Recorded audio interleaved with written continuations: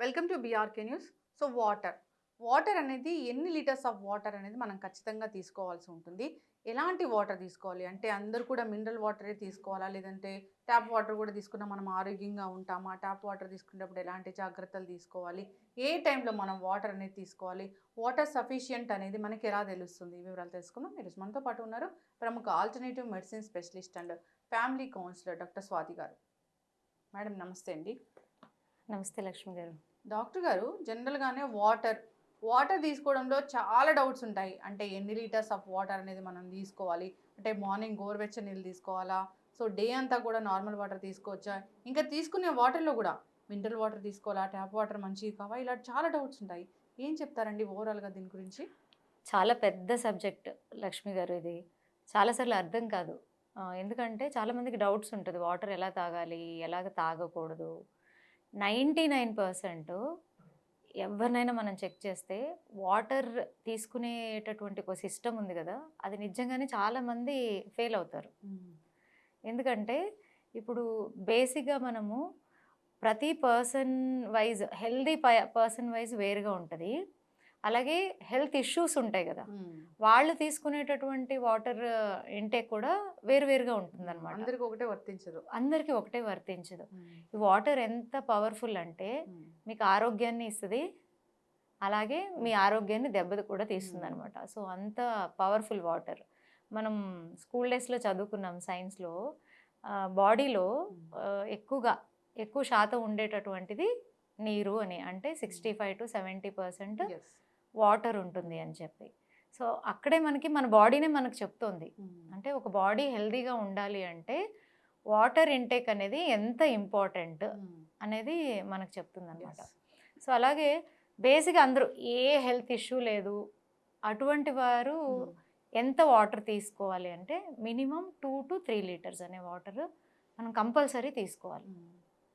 అలాగే ఇప్పుడు చూడండి చాలామంది ఏం చేస్తారంటే మీరు 10 మందిలో మినిమమ్ 5గురిని వాటర్ గురించి మనం మాట్లాడితే మీరు డాక్టర్సే అడుగుతారు. ఏదైనా హెల్త్ ఇష్యూస్ ఉండడం వల్ల డాక్టర్స్‌ని అప్రోచ్ అయినప్పుడు మీరు వాటర్ సరిగ్గా తీసుకుంటున్నారా? మీకు మంచి నిద్ర ఉందా? మీకు డైజెషన్ సరిగ్గా ఉందా? ఫస్ట్ క్వెషన్స్ ఇవే అడుగుతారు. చాలామంది చెప్తారు నేను సరిగ్గా వాటర్ తీసుకోనండి అని చెప్పి. సో, వాటర్ సరిగ్గా తీసుకోకపోతే ఏమవుతుందో ఫస్ట్ మనం తెలుసుకోవడానికి ప్రయత్నిద్దాం. సో, ఎవరైతే తక్కువ వాటర్ తీసుకుంటారో వాళ్ళకి వచ్చేటటువంటి సమస్యలు కొన్ని ఉంటాయండి. చాలా తక్కువగా వాటర్ తీసుకోవడం వల్ల ఏమవుతుందంటే మన ఆర్టరీస్ అంటే మన బ్లడ్ అయితే హార్ట్ నుంచి పంప్ అయ్యి ఎలాగ బాడీకి అంతా న్యూట్రిషనల్ ఆ బ్లడ్ ఏదైతే అందాలో అది ప్రాపర్‌గా అందదు. క్వాలిటేటివ్‌గా అందదు. మన హార్ట్ ఒక ఫంక్షన్ ఏమవుతుందంటే దెబ్బతింటది. హార్ట్ ఫంక్షన్ ఏంటి? తన పని పాపం తను చేయాలి. రోజు బ్లడ్‌ని పంప్ చేయాలి. మన శరీరంలో ఉండే ప్రతి పార్ట్‌కి హెల్తీ బ్లడ్‌ని అందించాలి. కానీ అప్పుడు దానికి ఆ పని చేసే తీరులో దెబ్బ పడడం వల్ల ఏమవుతుంది? ఎక్కువగా పని చేయాలి. ఎక్కువగా పని చేసేటప్పుడు ఏమవుతుంది? ఆటోమేటిక్‌గా బ్లడ్ ప్రెషర్ పెరిగిపోతుంది.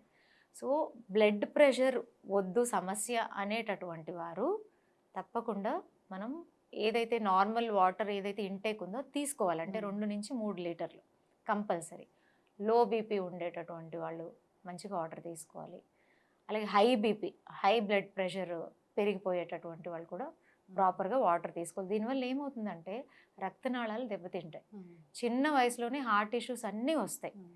దీంట్లో ఏమవుతుందంటే మనకి బాడీలో ఈ టాక్సిన్స్ అన్నీ కలెక్ట్ అయిపోవడం వల్ల త్వరగా ఇప్పుడు చూడండి చాలామంది నన్నే హెల్తీగా ఉన్నాను అంటారు. హార్ట్ అటాక్ వచ్చింది అని అంటారు. ఇలాంటి రీజన్ కూడా ఉండుండొచ్చు. ఎక్కడో అక్కడ ఒక 10 రీజన్స్ ఉంటాయి. దాంట్లో ఇది కూడా ఒకటే. ఇది మనము చిన్న చేంజే కదండి. మన రోజువారీ జీవితంలో మనం చేసుకునేటటువంటి చిన్న మార్పు అంతేనా? సో, దీనివల్ల ఇంకేమేమి వస్తాయంటే మైగ్రేన్ అనే ఇప్పుడు ఎవరినన్నా అడగండి 10 మందిలో 9 మంది నాకు మైగ్రేన్ ఉంది అంటారు. మెడిసిన్ వల్ల ఇది ఇష్యూ సాల్వ్ అవ్వదు. ఈ మైగ్రేన్ ఉన్నటువంటి వాళ్ళు కూడా వాళ్ళు ఎటువంటి ఇంటేక్ తీసుకుంటున్నారు వాటర్ అని చెక్ చేసుకోవాలి. స్కిన్ ఇష్యూస్ ఎవరెవరైతే వాటర్ తక్కువ తీసుకుంటారో వాళ్ళకంతా వచ్చే సమస్యలు ఇవి. స్కిన్‌కి సంబంధించిన సమస్యలు ఎక్కువగా వస్తాయి. చాలామందికి ఏంటంటే చిన్న ఏజ్‌లోనే వయసు అయిపోయిన వాళ్ళలా కనిపిస్తూ ఉంటారు. దానికి కూడా ఇది ఒక రీజన్. త్వరగా ముడతలు వచ్చేస్తాయి. అలాగే మీకు కిడ్నీ ఇష్యూస్ త్వరగా వస్తాయి. మన బాడీని మొత్తం సిస్టమ్‌ని ప్యూరిఫై చేసేది మన ఫుడ్ని లిక్విడ్ రూపంలో అన్నిటికీ అందించాలంటే వాటర్ క్వాంటిటీ హెల్దీగా ఉండాలి. ఎప్పుడైతే వాటర్ని మనం తగ్గించేస్తామో వాళ్ళకి త్వరగా కిడ్నీ రిలేటెడ్ ఇష్యూస్ రావడానికి అవకాశం ఎక్కువ ఉంటుందన్నమాట. సో అలాగే యాక్టివ్గా ఉండరు ఎవరు, యాక్టివ్గా పని చేసుకోలేరు, ఉండలేరు. ఇవన్నీ ఎందువల్ల వస్తాయంటే ఓన్లీ వాటర్ ఇంటేక్ని తక్కువగా తీసుకోవడం వల్ల. సో ఇక్కడ మరి ఎవరెవరికి ఏ హెల్త్ ఇష్యూ ఉందో దాన్ని గమనించుకొని దానికి తగ్గట్టు మార్చుకుంటే ఇటువంటి ఇష్యూస్ నుంచి అంతా మనం బయటకు వస్తాం. ఒక్క వాటర్ చూడండి ఎన్ని ప్రాబ్లమ్స్ని తీసుకొస్తుంది మనకి, అవునా? సో చాలా మందికి డౌట్ ఉంటుంది, ప్రతి ఒక్కళ్ళు ఎంత వాటర్ తీసుకోవాలి అనేది. ఇది ఒక యూనివర్సల్ డౌట్, యూనివర్సల్ క్వశ్చన్. కొంతమంది ఏంటంటే వాటర్ ఎక్కువగా తీసుకుంటే ఆరోగ్యంగా ఉంటాము, కానీ ఎంత తీసుకోవాలో తెలియదు.